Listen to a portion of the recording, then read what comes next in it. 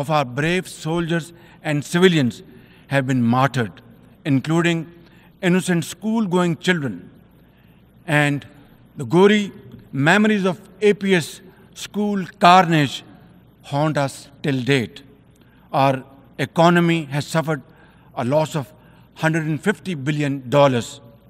Unfortunately, today we are again confronted by a new wave of externally financed and sponsored terrorism, especially by the TTP, Fitna al-Khawarij, and its associates.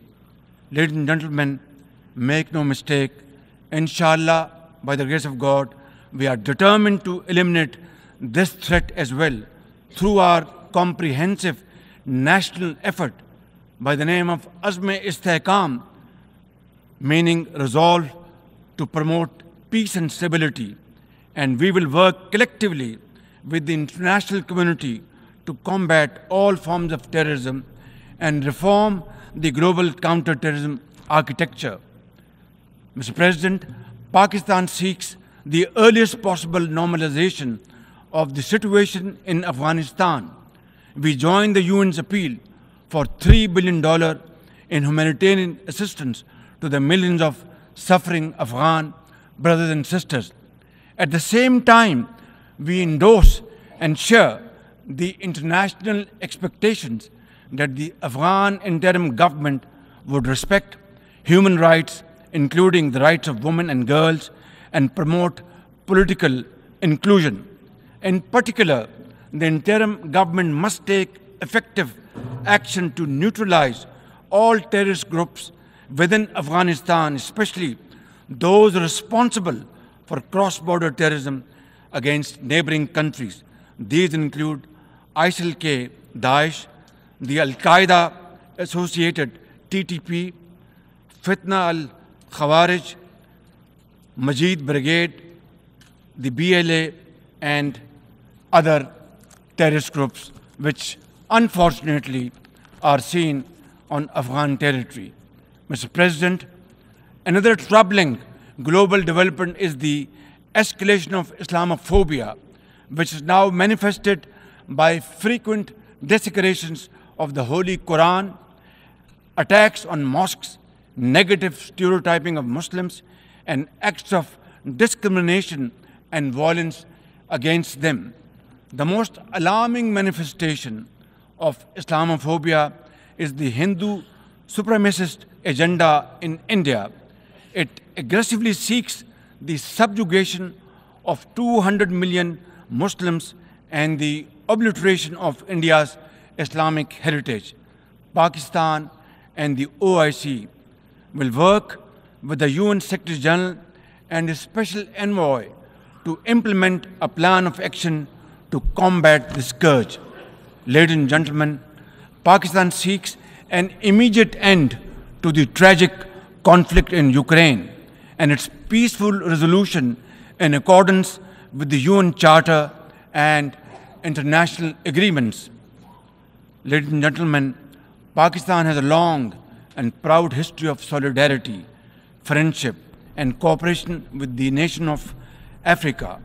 We will continue to cooperate with them to counter terrorism and resolve regional conflicts, including through UN peacekeeping and peace building in the region.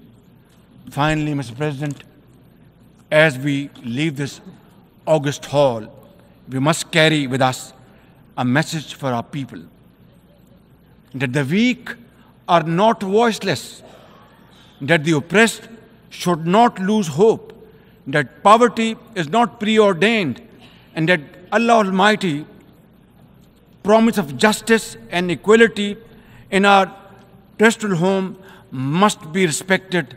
I thank you all and thank you very much for your time. God bless you. Of our brave soldiers and civilians have been martyred, including innocent school-going children. And the gory memories of APS school carnage haunt us till date. Our economy has suffered a loss of $150 billion. Unfortunately, today we are again confronted by a new wave of externally financed and sponsored terrorism, especially by the TTP, Fitna al-Khawarij, and its associates. Ladies and gentlemen, make no mistake, inshallah, by the grace of God, we are determined to eliminate this threat as well through our comprehensive national effort by the name of Azm-e-Istehkam, meaning resolve to promote peace and stability. And we will work collectively with the international community to combat all forms of terrorism and reform the global counter-terrorism architecture. Mr. President, Pakistan seeks the earliest possible normalization of the situation in Afghanistan. We join the UN's appeal for $3 billion in humanitarian assistance to the millions of suffering Afghan brothers and sisters. At the same time, we endorse and share the international expectations that the Afghan interim government would respect human rights, including the rights of women and girls, and promote political inclusion. In particular, the interim government must take effective action to neutralize all terrorist groups within Afghanistan, especially those responsible for cross-border terrorism against neighboring countries. These include ISIL-K, Daesh, the Al-Qaeda associated TTP, Fitna al-Khawarij, Majid Brigade, the BLA, and other terrorist groups which unfortunately are seen on Afghan territory. Mr. President, another troubling global development is the escalation of Islamophobia, which is now manifested by frequent desecrations of the Holy Quran, attacks on mosques, negative stereotyping of Muslims, and acts of discrimination and violence against them. The most alarming manifestation of Islamophobia is the Hindu supremacist agenda in India. It aggressively seeks the subjugation of 200 million Muslims and the obliteration of India's Islamic heritage.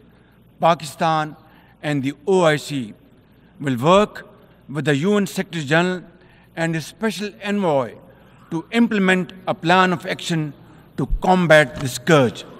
Ladies and gentlemen, Pakistan seeks an immediate end to the tragic conflict in Ukraine and its peaceful resolution in accordance with the UN Charter and international agreements. Ladies and gentlemen, Pakistan has a long and proud history of solidarity, friendship, and cooperation with the nation of Africa. We will continue to cooperate with them to counter terrorism and resolve regional conflicts, including through UN peacekeeping and peace building in the region.